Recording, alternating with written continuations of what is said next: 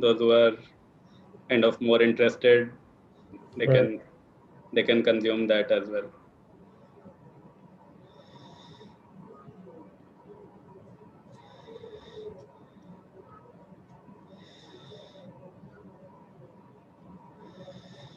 The students, some introductions, please.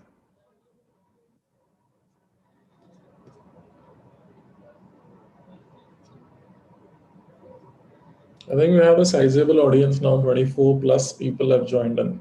Yeah, there are some 80 plus people had registered in the last, I would say, 12 hours or so. Okay. Okay. So we are just waiting for some more to join. So just kind of briefly try and check how many of you have ever say interacted with crypto or Bitcoin. You can just kind of type one in chat, and that would kind of give you an overview. Have you ever bought a Bitcoin, interacted, did a transaction or something of that sort? You can write one in the chat, Zoom chat. You can just kind of write one or zero. Basically, that would kind of give me an overview.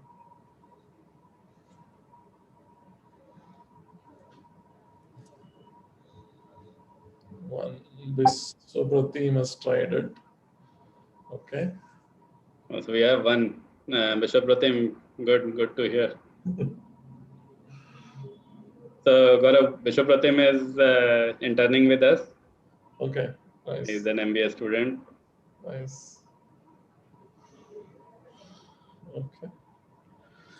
Yeah. So most of them have not tried it out. Yeah. That gives me context. So usually before starting a presentation, that gives context to the presenter care what needs to be the meat of the presentation. Otherwise, like because it's a Zoom sort of a presentation, and most of the folks have videos turned off, right? So it's Yes. hard to kind of understand कि यार लोगों को समझ रहा है नहीं समझ रहा है. कुछ लोग बीच में भी ड्रॉप ऑफ हो जाते हैं कि यार नहीं समझ रहा है कुछ कुछ बोल रहा है ये. So it's kind of better that way. You kind of gauge the audience and then kind of start. Definitely. So even within our team, Gaurav, so we had been discussing, Right. people have heard of it, but obviously don't know enough about it to even have a view, right? So Right. the Right. intent is we should be able to Right. at least know enough to begin thinking about it meaningfully. Pretty sizable audience, 36 plus folks have kind of joined in. So should we start? Yeah, I think we can start. We Cool. have the I'll just recording up kind of also. share my screen and we'll kind of start from there. I think it's 22nd March. So I will just start from there. Yeah. Is everyone able to see my screen? Type. Yes. Cool. So I'll get kind of started. I'll brief introduction. I am Gaurav. Till like did my plus two from Aurangabad, small town in Maharashtra.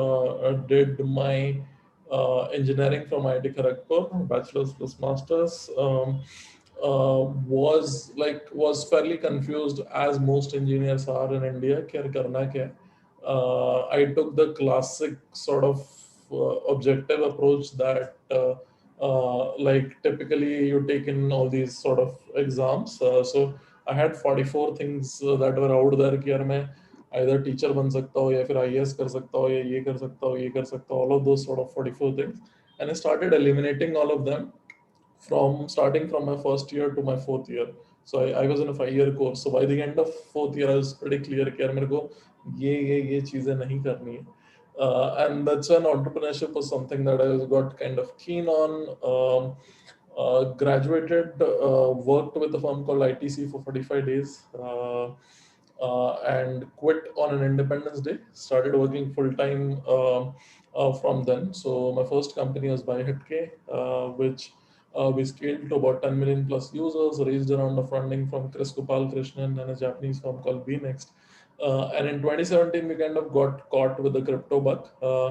My earlier interaction with crypto was in 2012, final year of college. when we kind of thought we'll mine some Bitcoin, and frankly, we regret that we didn't kind of pursue that more exhaustively. We tried doing that. We kind of assembled a PC from US and kind of then started mining from it. But after a few satoshis that were kind of mined, we skipped that. So that's the broad context. 2017 is the second brush with crypto, and I'll kind of take from basics now here. What is it that Bitcoin or cryptocurrencies stand for? Why do they exist? Do they serve any purpose? And so on and so forth. And what's the sort of innovation scope and the sort of change that is happening with respect to the global economy with respect to crypto, right? So starting from top, right? So I've kind of given an overview here when we kind of started with. We operate about 9 products now. So BuyHeadK was one of them. BitBNS is India's largest crypto exchange, so people can kind of trade any digital asset there. Gaurav, just one. I'm getting a couple of messages that you are not very audible. Do you mind getting closer to the mic if you So I'll very much? just kind of do that, and I'll kind of go full. Yeah. Thank you. Yeah, so I think it would be slightly better now if Yes, even, it is. It yeah. is. So, yeah, so as I mentioned, we operate different products. BitBNS is India's largest crypto exchange, and we have some other products created around that, a Bitcoin SIP.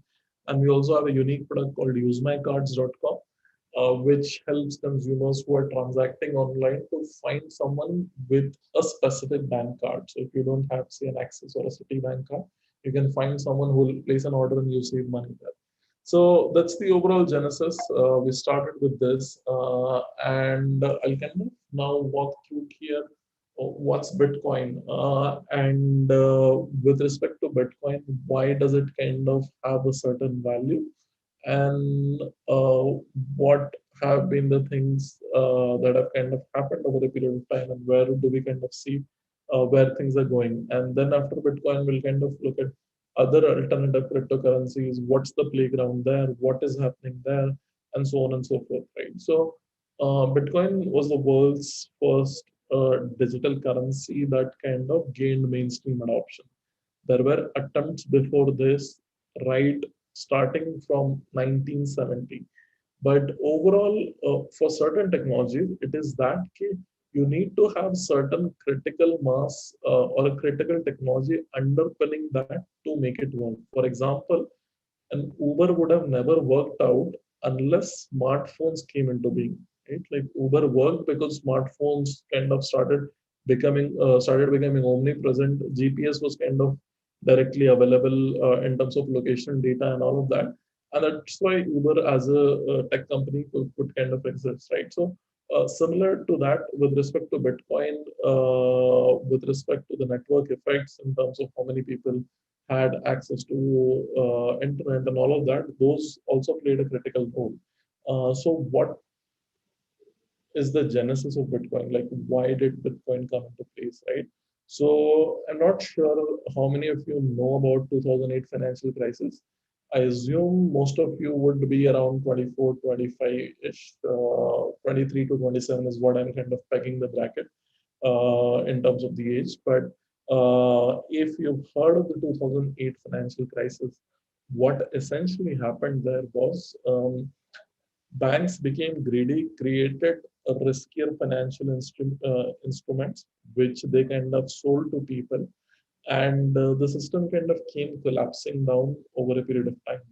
And 2008 was the underpinning of that year. That's when that kind of started coming down. And this was a global recession. Like 2008 was a global recession, and it had impacts everywhere.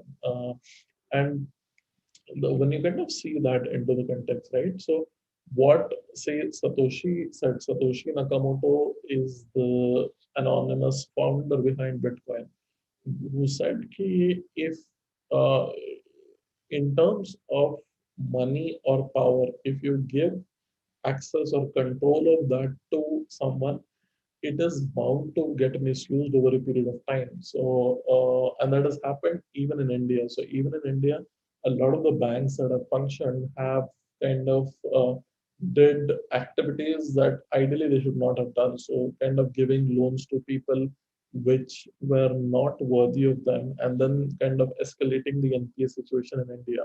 So like Indian banks now are in an NPA debt of $200 billion, and that's when you don't even know if all the scams have been kind of uncovered in terms of the loan system in India, right? So what that said is if you give control of power or money, right, starting with money, it is something that kind of tends to get misused, not just on say a particular level. It also tends to get misused on a bank level.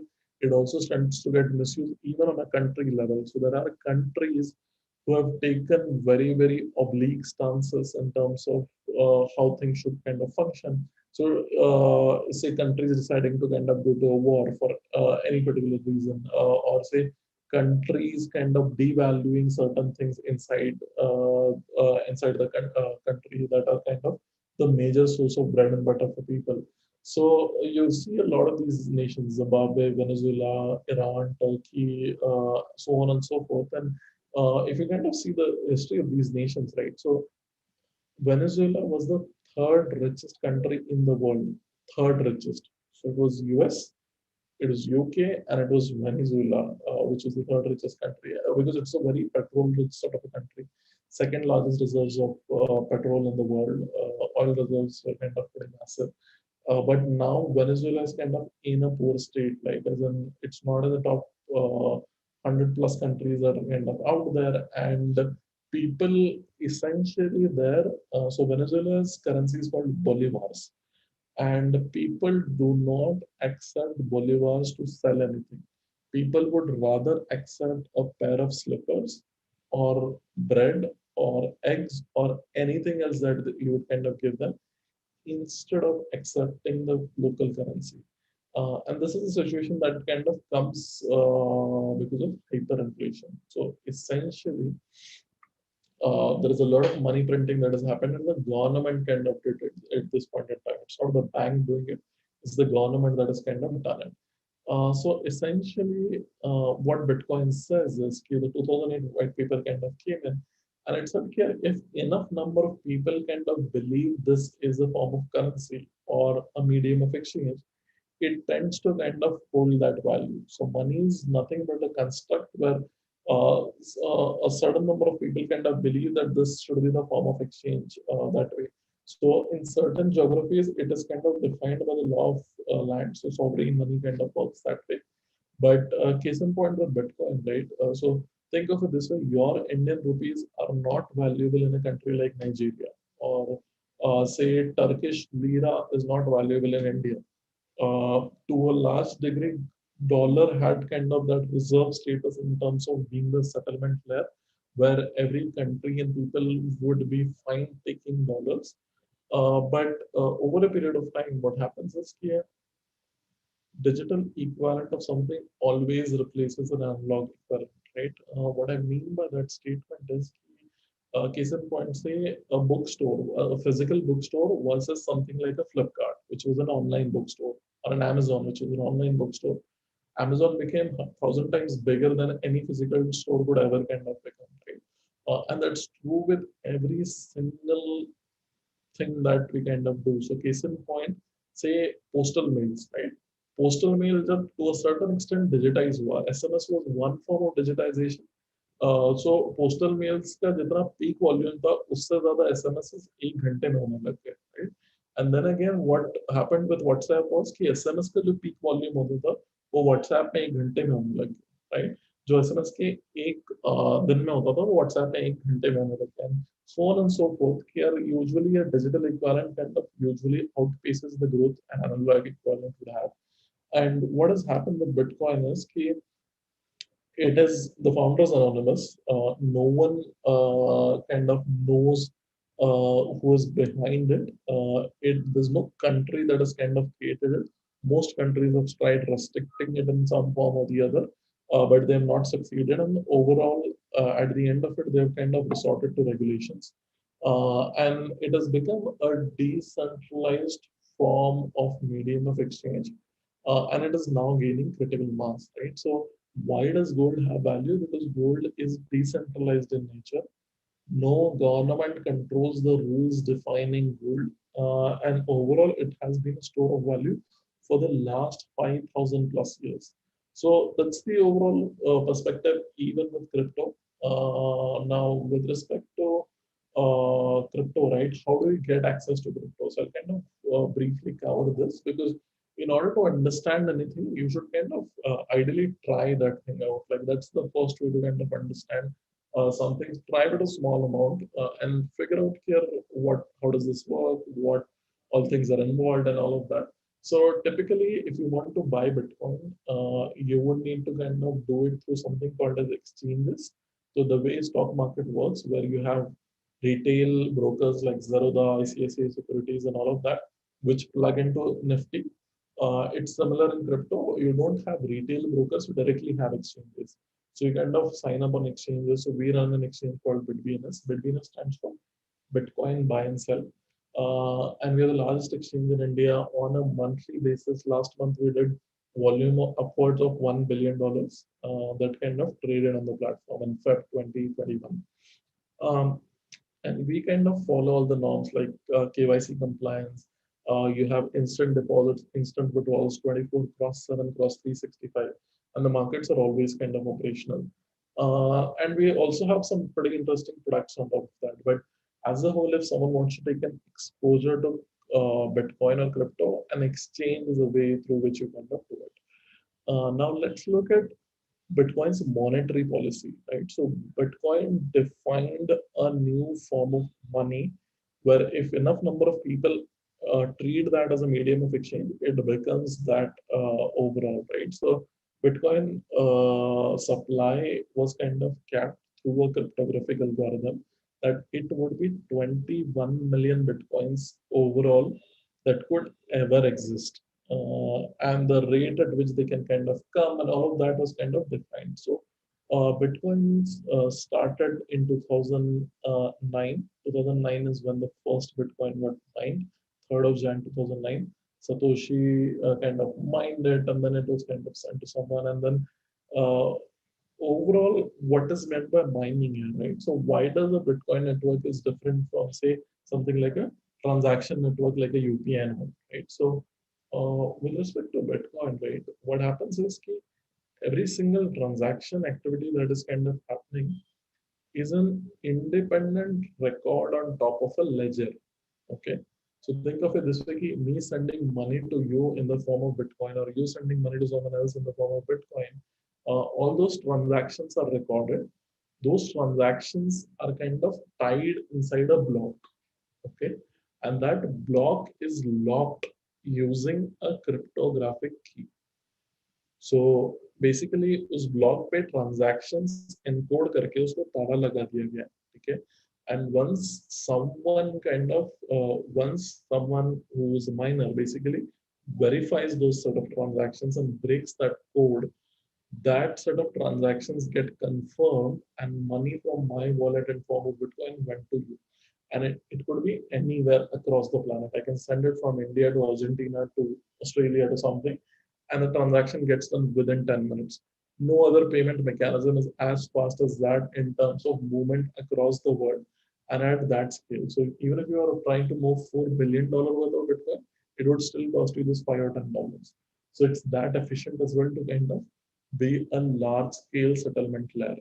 Now, what I was kind of explaining was here set of transactions होते हैं, वो transactions block में encode करके उसे lock कर दिया जाता है, and that's the cryptographic security that is added there. और ऐसे ब्लॉक्स हर 10 मिनट में बनते जाते हैं, ठीक है. Now these blocks are getting created every 10 minutes and they get verified by miners, and the chain of blocks that is kind of out there, right, this is called blockchain. फिर हर block में कुछ transactional activity तुम record कर रहे हो, उसको तुम lock कर रहे हो, उसे independent miners or verifiers across the world can verify it. So Bitcoin has like 100,000 plus verifiers across the world. Anyone can kind of become a verifier, including you downloading Bitcoin node on your laptop and start verifying certain transactions. जो miners इसे unlock करते हैं, they get certain reward. And that reward is 6.25 Bitcoin per block. So 6.25 Bitcoin is roughly around $360,000 right now in today's terms. And that's the sort of reward that is kind of out there. Now, Bitcoin supply is at this 21 million. The number of Bitcoins that came in the last 4 years, 2016 to 2020, would be higher than the number of Bitcoins that are going to come in the next 120 years.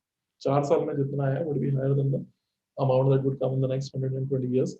88% of the Bitcoins are already mined, and Bitcoin has proven that it is here to stay. It didn't die across at some sort of a fad moment. So now it is $1 trillion asset in terms of value, and a lot of institutions are also taking exposure to Bitcoin. Now, I explained what's blockchain, right? Now, I'll kind of also walk through what's Ethereum, right? To think of it this way, here, a lot of the world around you, right? That kind of gets governed by certain sense of laws, regulations, or contracts that kind of bind people. Now, whenever the contract is not adhered to, it is kind of a violation, and then there are sort of cases and legal cases and all of that starts happening. Now, usually all these cases happen because koi banda mukar jata hai. Like someone is kind of reneging or someone is not following through what they promised for, right? Now, typically what Ethereum offers is an ability to create smart contracts. Now, what I mean by smart contracts is these are contracts that are binding on both the parties without there being a need of independent third party arbiter or a lawyer or any sort of legal help. These contracts are automatically binding in the way they kind of work. And that's where Ethereum has been kind of really, really interesting. Ethereum kind of came in 2014. Vitalik Buterin was the founder. This, like, Ethereum has a public founder. It's not like Bitcoin where the founder is not known and all. And since then, Ethereum has grown to become a $200 billion sort of market cap asset. So think of it this way: कि इतने छोटे स्तर में इतना बड़ा बन गया Ethereum. So the scale and the scope at which it kind of grew. So that's out there. So essentially, if I have to kind of give an example, right? So we recently kind of were creating a smart contract where what we essentially tried doing was, say you have airplanes, right? Airplane companies are there. You as an individual are out there. Now, what happens is here, if you try and go to an airport and your flight is delayed, okay? Now, flight delay होने की कुछ अलग-अलग reasons हो सकते हैं. Either the weather is bad, ठीक है? Or there is an issue from the flight service provider. Okay. Now, when there is an issue from the flight service provider, ideally beyond a certain time limit, they are liable to pay you a refund. They are liable to kind of give you a refund. But they have on purpose made those processes more complicated, and most people don't want to kind of write a 5 pages sort of a refund thing to kind of get certain refund, right? So essentially, this could entirely be automated and coded in a smart contract where your ticket money is locked in an escrow in the smart contract that goes to the flight service provider if if they've fulfilled the time commitment, and if they've not fulfilled the time commitment, automatically how much amount should go back to the person like me who kind of booked it, that would go, and the rest of it goes back to the airline. So that's the sort of a thing that you can kind of build on smart contracts, and there are exceptional sort of things that are already getting built on top of Ethereum and other sort of blockchains that are out there. Ethereum kind of has a really, really large lead there. And there are other sort of assets than key. Bitcoin is the largest, Ethereum is the second largest, and then there are kind of even stable coins. Like in India, sitting in India, you can hold equivalent of US dollar, which is ideally kind of not restricted. Like you can't hold US dollar, but a crypto in the form of US dollar is something that you kind of can have access to. So I'll also kind of walk more around DeFi and what's kind of happening there. So with respect to DeFi, right, what does DeFi mean, right? So DeFi stands for decentralized finance.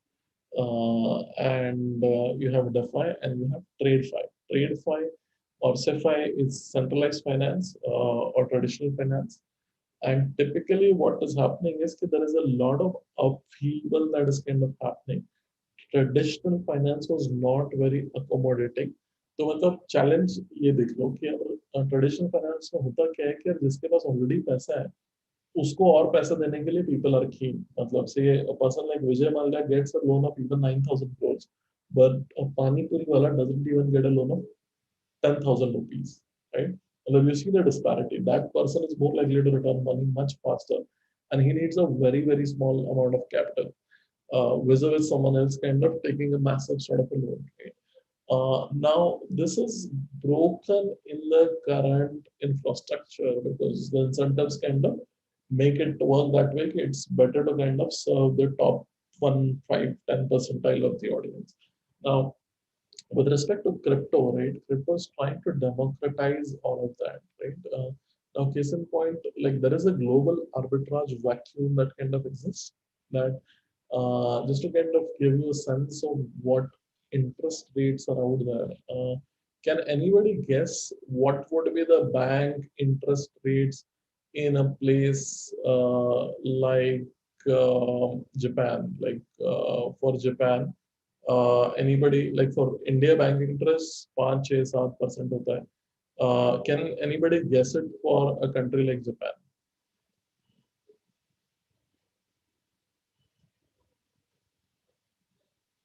Just checking chat in the meanwhile. 3 to 5%. Abhishek is guessing. Vishnu is guessing 0 to 1. Any other guesses? You can type it in chat.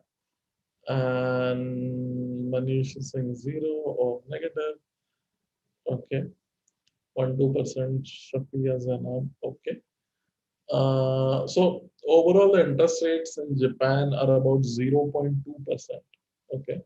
0.2% is what you can get putting money in bank. In a lot of European countries, it is 0% or even negative. Like they want to facilitate spending and they don't want you to kind of keep money in the bank. Now, when that sort of a thing is out there, right? And can anybody guess what would be the interest rates in a country like Argentina, for example? It's a developing nation. Or say Brazil, for example, or anything of that sort of nature. So Argentina is 35%. Argentina's interest rate, if you kind of deposit money or take a loan, is in borderline 30, 35, 40%. Now, that is because the currency is kind of that volatile overall. But think of it this way कि यार Japan के बंदे को अगर Argentina वाले बंदे को lend करने को मिल गया, ठीक है? So they can come in between. कि यार जापान वाला बंदा would be happy lending at 8%, and the guy from Argentina would be happy at borrowing at 8%. Right now, when you kind of put that into context, right? This is what can kind of happen in a decentralized manner. Um, using decentralized finance on top of crypto. Like crypto essentially is global from day zero. Here, Bitcoin was global from day zero. It never said here we are for only this geography or we are only for that geography or we are only for this sort of people or that sort of people. And that's what, like, if you can democratize that bit of it, right? But I, as a person, if I can lend to a Pani Puri wala, and I'll kind of get certain rewards. Rewards can be as simple as kind of getting a free Pani Puri every week or every month. And all those things can kind of get facilitated using an interconnecting bridge, and crypto or blockchain can essentially facilitate that. And there is a lot of exciting things that are kind of happening on that end. So I'll kind of also walk you through your regulations that you see in India about how all things panning out. Things are going in the positive direction. You keep hearing very confusing signals via media कि यार ये ban हो जाएगा, वो ban हो जाएगा, ये होगा, वो होगा, and all of that. But things are getting better. We've been trying to educate the regulators, get in touch with them, understand the problems, and kind of explain what's the solution from our side and how do we work together. Like it's not going to be an easy job. We'll have to work together to kind of find a solution. And we're seeing positive vibes from there. And overall, as a user, right, even if you invest a certain amount, it can be any amount, you can always withdraw. The government is going to kind of give you a time window of 90 days or say more than that to kind of sell and withdraw money back. So that's out there. And so regulations, you should not, and no country in the world has banned crypto right now at this particular juncture. And we don't hope India would do that. And now coming to something very, very interesting. And this is kind of how many of you have heard of NFT? Can you kind of just message in the Zoom saying, hey, 1 or 0 basically. Have you heard of NFT and what was the context? So, okay, wow. So only one people had ever tried Bitcoin, and there are almost 6, 7 people who have heard of NFT.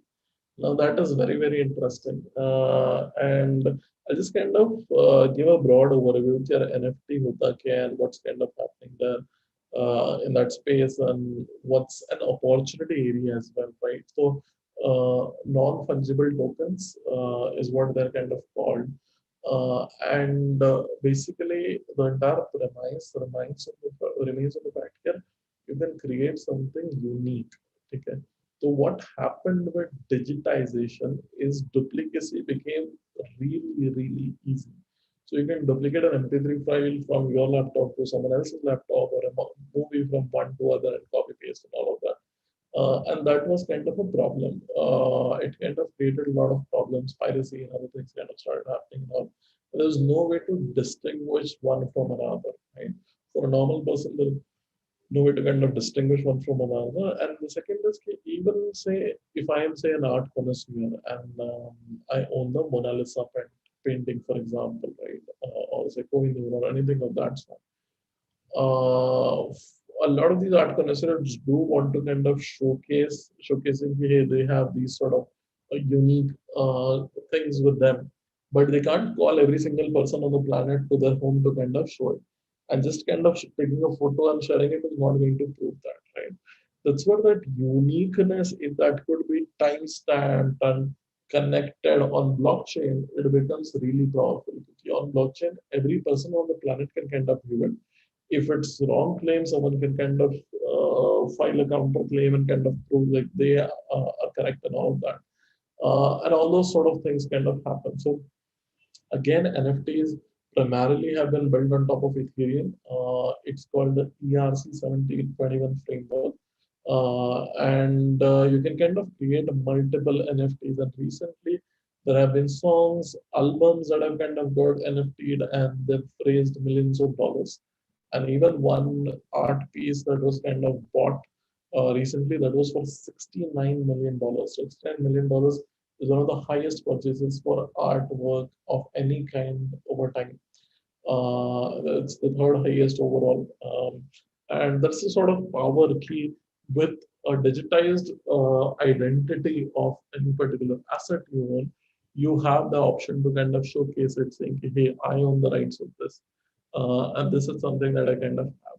So NFTs overall are kind of digitally unique. No two NFTs can be the same. NFT needs to kind of have an owner and are compatible with Ethereum and kind of get also launched in other sort of blockchains and all. And creators can also own rights in the original piece of work. Here, the digital rights of that you've sold, but original you kind of own. And that's out there. Whereas in internet, it's like कि हर चीज का copy हो जाता है, MP3 हो गया, JPEG हो गया, anything of that sort. And that's something it's kind of hard to control. And NFT kind of provides a very refreshing way to kind of do that. And these are all the news that kind of came recently. People sold an NFT for $69 million. People is an artist who kind of did that. And a lot of these things have been kind of working along. Microsoft is kind of working on creating a cross-platform custom NFTs to Minecraft, and so on and so forth. Now, if you want to take an exposure into Bitcoin, usually it feels that बहुत ज़्यादा high price है. Bitcoin is 45 lakhs right now. बहुत ज़्यादा high price है and all of that. So the better way to take an exposure is an SIP. You kind of start with an SIP, and usually an SIP reduces the volatility, and you kind of get much better returns over a longer period of time. A Bitcoin SIP has always given greater than 30% returns annualized. Always given greater than 30% return over a long period annualized. So that's out there in terms of what sort of SIP graphs are out there. You can see usually Bitcoin price, even if it kind of dips by 70 or 80%, it doesn't go below the SIP price for a long period of time. So you can just see on a 104-week SIP, it doesn't kind of go below the SIP price even for like 2 weeks. And you can kind of contrast your SIP if you would have done in Bitcoin, uska returns kaisa rehta vis-a-vis FD, gold, mutual funds, and all of that. And even if your portfolio is just 1% Bitcoin or 5% Bitcoin or 10% Bitcoin, how much your overall wealth would have increased. Now, with respect to, I'll just summarize as to what we've covered, right? We started with an introduction, and what's blockchain, what's Bitcoin, how does blockchain work, why it's called a blockchain, and then slowly and slowly we kind of started moving to more advanced concepts and decentralized finance, NFTs, and even like how to take an exposure into Bitcoin. And now, if someone is kind of keen, they can kind of also explore derivatives and other sort of contracts on top of Bitcoin, and a lot of these things kind of open up. As a trader, you should, if you're kind of keen to explore the trading aspect of it, you should explore some of these things. And not just this, there's also decentralized versions of certain things that are coming. So there is a decentralized version of a Bitcoin SIP that is kind of gotten launched. We launched it recently, and we are seeing pretty decent traction. Ideal flow is here, your money should get governed by yourself. You should not be trusting someone else with that. And that trust, even if it's late to bank, has usually kind of been betrayed. And ideally, you should take control of your own money. There is also pretty interesting things that happen, like you can lend US dollar pegged currency. So you're basically keeping some of your wealth in USD, and USD always appreciates with respect to rupees over a long period of time. So just to put things in context, $1 was 3 rupees 40 paisa in 1947, 3 rupees 40 paisa. Now it is 72 rupees, 73 rupees. So that's out there, and you can earn interest on top of that USDT. And the interests are pretty decent or pretty high as well at times. So 15-20% annualized. And they're called FIP. So you can kind of put your crypto and earn interest on top of that in the form of crypto. So Bitcoin, they can have Bitcoin interest later. And then there are kind of initial offerings that are kind of happening where you can get an access to participate in some of the most exciting projects that are out there, right? Think of it this way, that if investing as a whole gets democratized in a secure manner, people would have an opportunity to make outsized returns, which they typically don't get because a lot of these money is kind of typically flowing through VCs and angels and all of that, and that you as a normal person cannot get access to. So that's something that can kind of give, like, imagine investing in the starting of Flipkart or Swiggy or Ola or something of that sort. So that's something that crypto is essentially facilitating. There's a token project called Matic, which is based out of Bangalore, is now $4 billion sort of market cap token now, and it's kind of growing really well. So, and they did it in 3.5 years. So you can kind of own fractional tokens, get access to kind of crypto wealth if you're an investor.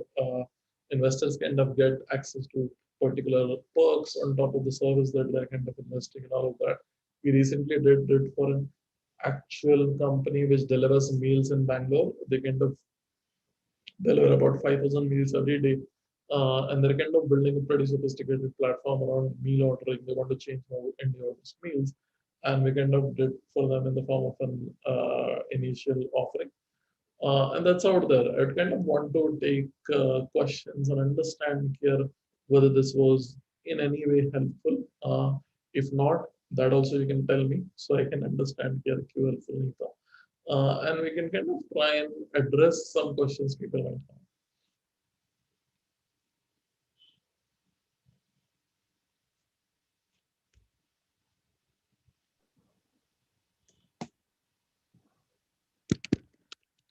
Students, any questions, please mention in chat. So while people are asking, I have a few questions which I have received earlier. So I just want to put them up.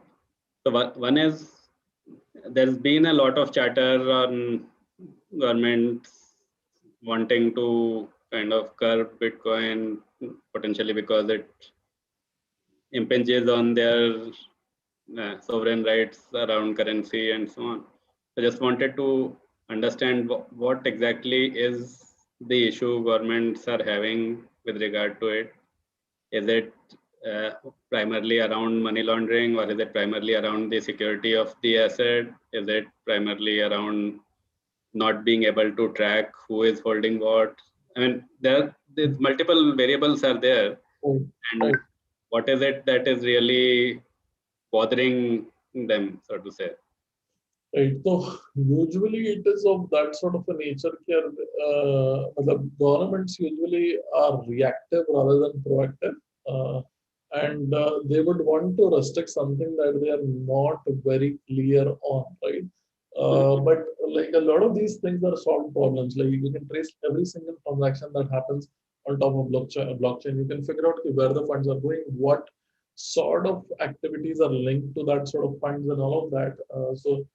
We already kind of block any sort of misuse that kind of happens. One is KYC compliant base, so all those kind of we have like legit customers signing up, and in spite of that, if something is kind of going to a wrong address, right, which is kind of linked to say things like money laundering or anything of that sort, all those transactions get blocked. So overall, a lot of these concerns are there. Then there are concerns here if there is no central body, what happens in the case things go wrong, and how do you kind of fix it and all of that. And we've been kind of addressing them. We don't think a ban is going to happen based on our interactions with the government.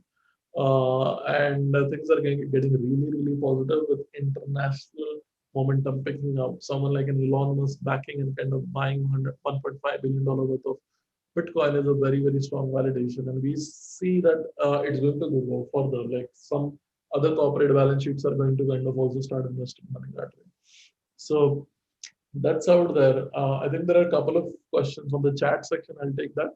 So Abhishek is asking more about smart contracts. So smart contracts are binding for both the parties. It doesn't need a supervisory body, which is the best part of it. Yeah, supervisory body nahi hai, और तुम logic when you're kind of coding the logic, both the parties were there. You cannot renege on something, right? And that's the best part of it. Here, you don't need an actual legal team, lawyer, or any sort of arbitration to kind of decide what was right or what was agreed on, right?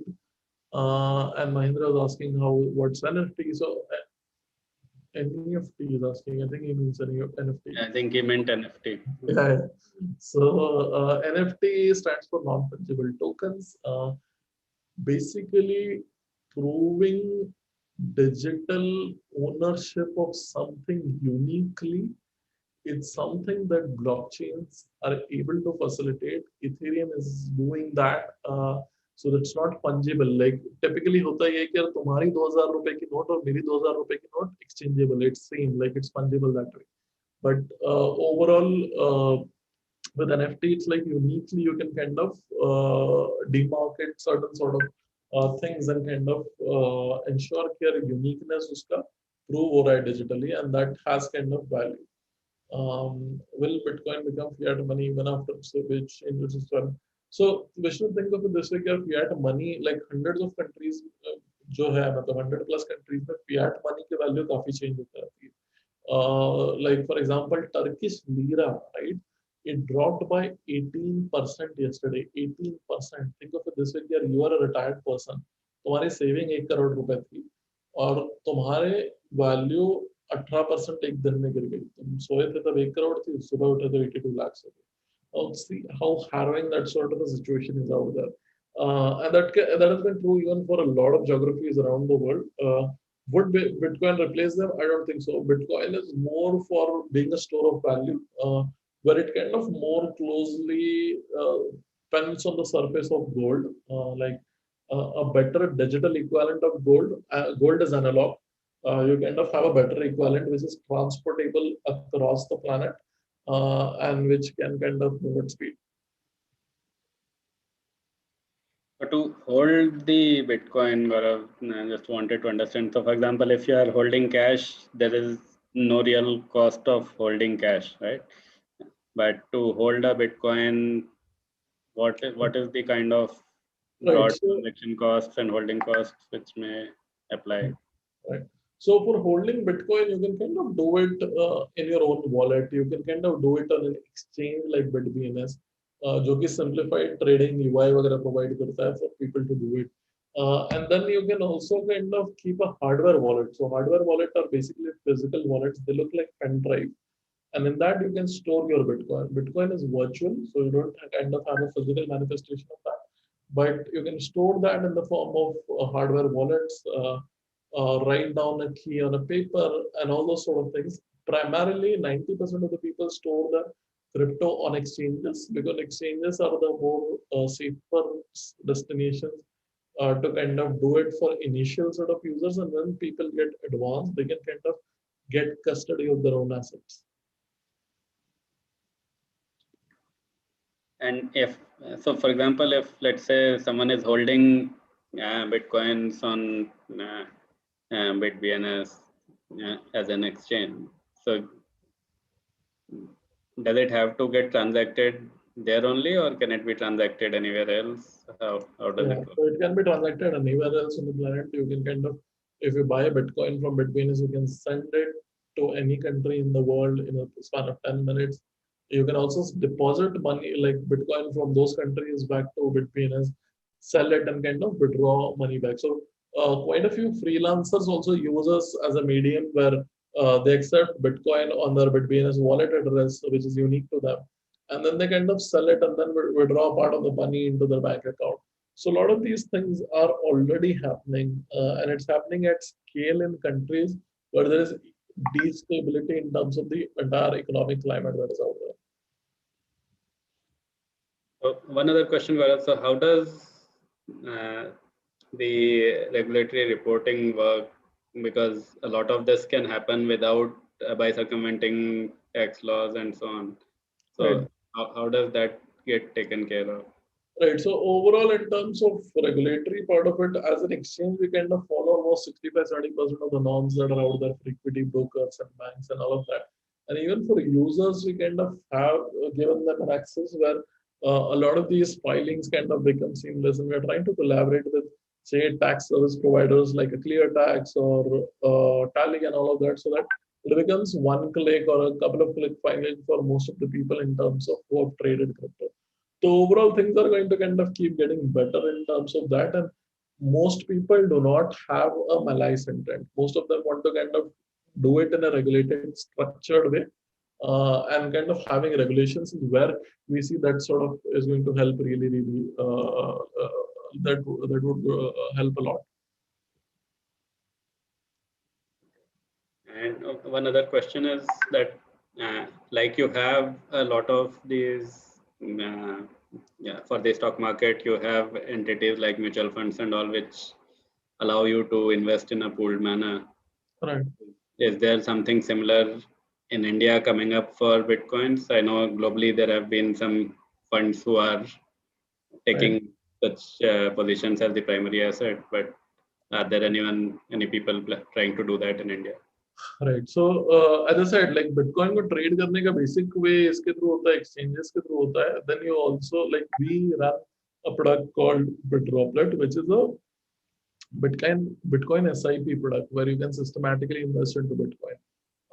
And that is kind of getting a lot of traction. A lot of users are kind of actively using it. So you can see here there are goals that have gotten created, and on that goals, what is the current progress? Like one of the goals is buying a Tesla Model 3, and I've invested 82,000 rupees in current value that is 5,77,000. This is an actual goal, my own profile where you are able to kind of see all that sort of data. Right now, essentially, a lot of these products are getting created. It starts with an exchange, simplified buying and selling, and then you have an SIP, and then you have other things that are out there.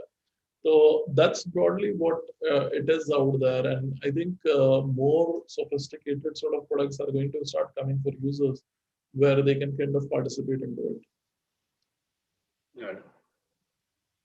Okay. So Abhishek has a question on the chat. I was about to ask something similar, but he has asked. So why don't you? So a central bank digital currency does not in any way impact Bitcoin's growth. दोनों nature और format और shape में बहुत ही different है. Bitcoin is decentralized, right? तो think of it this way कि यार would gold be threatened if countries launching their own element और कि नए कंपाउंड या एलिमेंट बना दिया, would that kind of threaten the existence of gold? And that's a similar sort of a context here कि यार Bitcoin is decentralized, Bitcoin has a certain set of other properties and all, and central bank digital currencies have different set of properties. So essentially a CBDC, which it's called central bank digital currency, enables the Reserve Bank or the Federal Reserve of that country to control flow of money, which they essentially are not able to do it effectively. Like जो 2016 में हुआ, 2016 में demonetization हुआ, लेकिन 2 सवा 2 साल के अंदर the amount of cash in circulation was higher than what it was previously. Like 2016 के demonetization के पहले से जितना था उसके बाद उससे ज्यादा कैश था. Now when that you put that into context, right, you start understanding things are kind of not just problematic on one level. There are a lot of surface level issues that are over there, and that's where this kind of becomes critical. So overall Bitcoin को कोई threat नहीं है इन सबसे. These are going to aid the movement of some of the people getting into Bitcoin. Facebook is working on something called as Dime. Amazon has recently registered AmazonCryptocurrency.com. Google has a small stealth team working on crypto, which I know of, and so on and so forth. Like there's a lot of movement that is going to happening in the space of crypto. What happens to currencies which kind of don't take off, right? So there's a lot of currencies which keep people keep trying to create. So for example, let's say if Amazon creates its own currency, but if the value is primarily in people willing to believe that yes, this is a store of value, only So then. like some of these currencies are not going to have a store of value well apart. That is only Bitcoin. Like Bitcoin has that because that's where the entire flow of money is going, right? Some of these newer currencies offer utilitarian benefits. Like Amazon can say, here's my crypto. If you use that to pay on Amazon checkout, you'll get 2% in the form of Amazon tokens or something of that sort. Like वो utilitarian value, and that's like loyalty building. Yeah, जैसे shopper stop points होता है कि shopper stop points दे देता है, बोलता है कि तुम फिर से शॉप करो, 500 रुपए एक्स्ट्रा लाइक डिस्काउंट मिलेगा. तो दैट्स द यूटिलिटेरियन पॉइंट कि यार यूटिलिटी वैल्यू कहां से ड्राइव हो रही है वहां पे. Got it. So in terms of store of value, which are the popular ones? So Bitcoin is one, and Bitcoin would be one. Like if you want to take exposure, take a small exposure to Ethereum. But overall, I would suggest that Bitcoin is the kind of go. Okay, typically the headline thing of like a major sort of asset class doesn't get replaced. So think of it this way: it's if something is cheaper, like if copper is cheaper, you don't buy copper instead of gold, right? Like you'll buy gold, right? And so that's true even with a lot of other things. Like the headline thing doesn't change. For example, Reliance was there at the top of the stock market 40 years back, 20 years back, 10 years back, and even now, right? And same with say Microsoft or Apple or General, like some of these companies overall, right? So and that's true even with Bitcoin. Bitcoin तो हमेशा रहेगा, ठीक है? You can explore the other aspects. You understand the technology behind it. Decentralized finance कैसे work करता है, NFTs कैसे work करता है. Explore that, understand that, and if you can find the white space there, you should experiment and start building something yourself. Like this is the best time you'll have people around you, and you can kind of start experimenting and understanding कि कुछ बना के देखते हैं, and then see कि यार that's how your skills get developed. That's how you kind of start learning or understanding things deeper. And that's when your curiosity level kind of goes higher and higher. Got it. So one last question, Gaurav.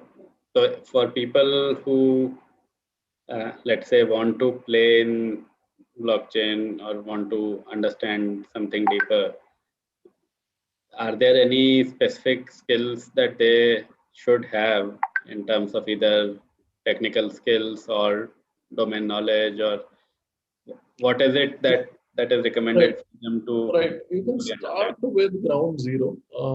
The best part about the world that we live in is here you have access to any sort of content that is out there and you can learn things, which was not present 15, 20 years back, right? So, with respect to crypto, it's like a forest. It's like a jungle के बहुत सारे elements हैं, बहुत सारी चीजें होते रहती हैं.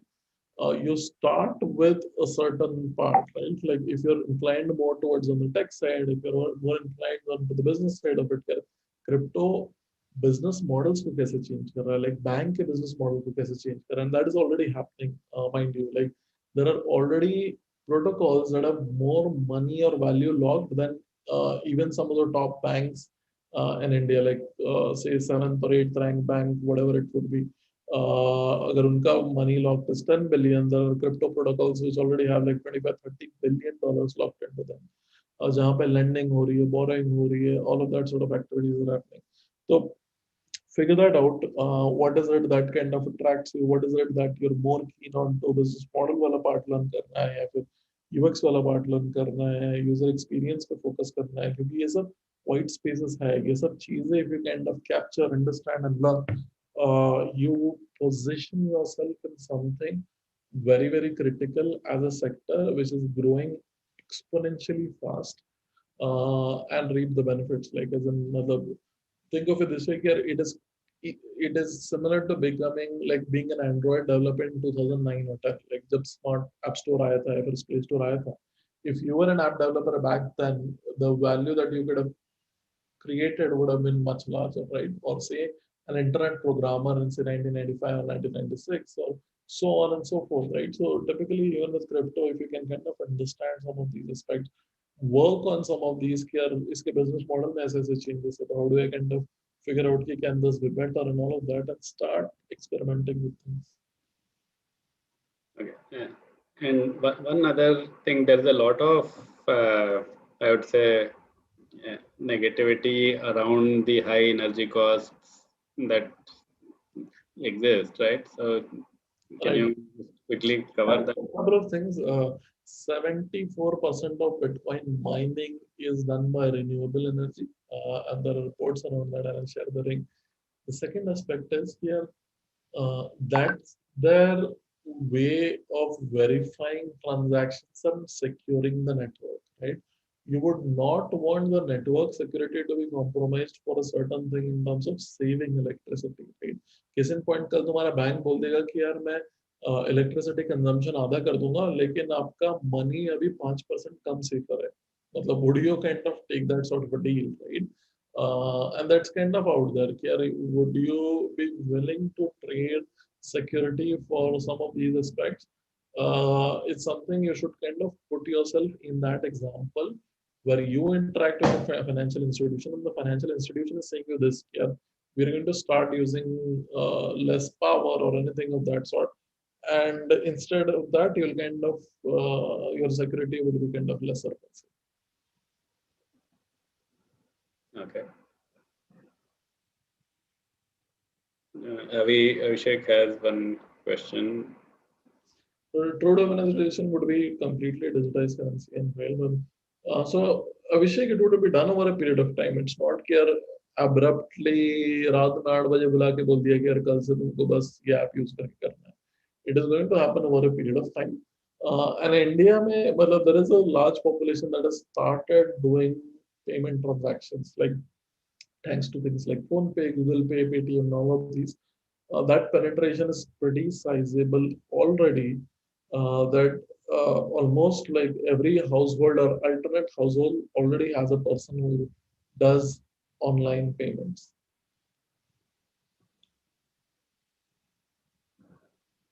Okay. Students, any other questions, please ask. I have been asking a lot, but You're the most curious among all the lot. I mean, some of the questions came to me earlier as well. So, Right, right.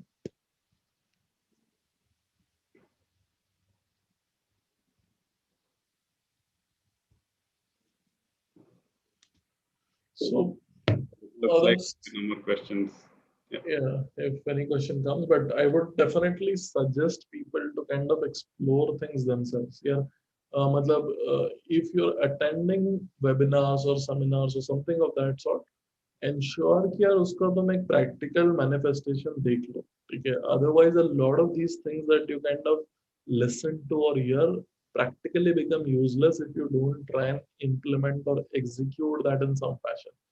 Put half an hour, put an hour, make a team, do it that way, and that helps a lot. Like I used to attend every single sort of seminar that used to happen in a college, and I was at IIT Kharagpur, so daily कुछ ना कुछ होता था, बहुत random topics पे. I used to attend like almost every topic. Biotech में हो रहा है, humanities में हो रहा है, industrial engineering में हो रहा है. I used to kind of attend all of that, and I started understanding here it's not about just that bit of it. You need to kind of start experimenting, understanding, and trying to execute some of that in that context, and that makes you learn it in a much, much better way than you ever can. And this is useful, Gaurav, and I think part of the context of this program also I just wanted to share with this team as well. So this session is part of a series that we are calling YourSkillDost, Right, which is primarily to bring about awareness about various topics. So it's around new career trends is one sub bucket within that, right, and there are a lot of skills which students need to learn, and they are useful at different points of time in their life. And one of the challenges that is faced is really what should I learn? There is so much information overload out there. So there's a set of students who find that information overload to be very high, and there is a set of students who don't know what are the right questions to ask and what to search for. Right? right. So this So, sort of a format becomes really like powerful in terms of giving them the direction. कि at least correct. यार एक structured way में एक information मिल गया. Hmm. You've got an avenue to ask questions. You at least know what others are kind of thinking, what were their questions, and what were the answers to that. So, and that's a very, very condensed form of information giving. Like, that's a very, very powerful way to kind of grasp something in a very short period of time. And I think that's pretty amazing stuff that you guys are doing to kind of ensure that these guys get access to this sort of information. And Gaurav, I just want to show a brief video so that you get a full context So, of this. Okay.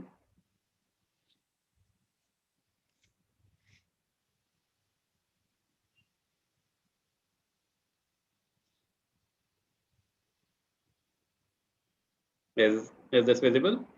yeah.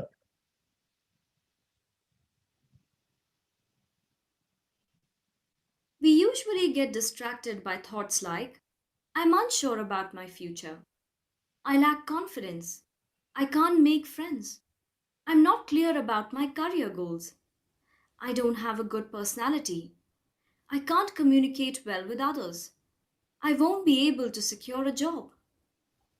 Or sometimes we find ourselves stuck in a spiral of questions like, what do I want to become? And what is the right career choice for me? What suitable job roles are available after my degree? What are the skills that industries are looking for? How to select the right skilling programs and learning path? How to create a resume that stands out? How to prepare best to clear the interview? How to become an entrepreneur? What all skills should I learn to become successful? Or sometimes you feel you don't know what's the right question to ask for your future. A survey done on 30,000 Indian students revealed that 3 out of every 5 students feel they don't have the properly defined and necessary information to decide their career paths, whereas 1 out of every 5 students feel there is too much information available and it is difficult to understand everything. These statistics reveal that students find it difficult to get on the right career path and feel lost in the pool of information. And that's where your skill Dost comes in. We are committed to help you find the right questions for your holistic development. and guide you in finding the answers as well. Your Skill Dost is an e-subscription program for understanding the right skills and learning path for holistic career development. Yes. These programs and workshops are designed by industry and subject matter experts from the field of marketing, management, sales, psychology, etc., and are available for all educational backgrounds, including MBA, BBA, BCom, BTech, and BE curriculums. Your Skill Dost has four main pillars. Growing your career revolves around four main categories: industry trends and career awareness sessions, employability skills, entrepreneurship and innovation, introduction to hard skills. Grow your communication revolves around two main categories: communication in everyday life and public speaking.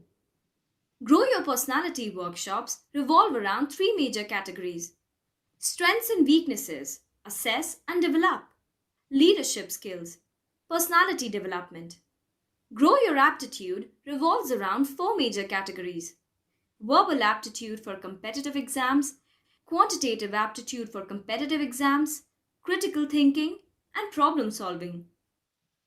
In Growing Your Career Workshop series, you will have workshops like stock market basics, finance basics, fundraising and valuation, industry trends and career awareness workshops, and many more. In Growing Your Communication Workshop series, you will have workshops like conflict management, corporate ethics, non-verbal communication, essential skills of public speaking, etc. In Growing Your Personality Workshop series, you will have workshops like personal branding, goal setting, flexibility and adaptability, staying positive in the face of adversities, and other workshops as well. Lastly, in Growing Your Aptitude Workshop series, you will have workshops like data interpretation, avoiding analysis paralysis, defining creativity, recognizing your strengths and opportunities, etc. Moreover, topics for different workshops will keep on adding to keep the learners updated. You can choose different workshops as per your interest. These workshops will be virtual instructor led, and learners can get the recorded sessions of previous workshops as well. We provide packages of different durations: monthly, quarterly, half yearly, or yearly, so that you can choose the one that suits the best. And the best part is, you can get the entire program of 200 plus live workshops all for one entry fee. Learners have found the workshops insightful and provided us with amazing feedback, and we want to share the same with you all. So, hurry up and sign up for your Skill Dose program to upskill yourself and get the dream career you've been looking for. You can subscribe and try the program with 100% money back guarantee. To know more about us, visit learn.skillingindia.in. Yes. Gaurav, that's the broad context, Right. and yeah, a lot of students across colleges are adopting, Right. and yeah, I think this is definitely helpful, like as in because like that clarity in terms of certain aspects becomes hard to get, and this sort of a platform provides that. So pretty helpful in that sense for you. excellent. Uh, I think yeah, covered in about an hour's time. Cool. Thanks for a very power-packed session, Gaurav. On Thanks. behalf Thanks a of lot Skilling for India, having me over. on behalf of everyone else, I want to really thank you for this. Sure. It was great interacting with all of you. If you have any other questions on crypto as well, reach out to me on Twitter or Telegram, and would be happy to answer. And keep exploring yourself, and best of luck. Like a lot of you would be kind of preparing also for your internships or placements and all of that. So best of luck for that, and ensure you kind of be the curious you that you always are. Thanks.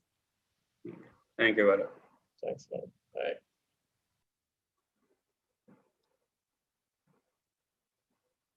So, folks, whoever has not submitted the feedback form, attendance form, please do that.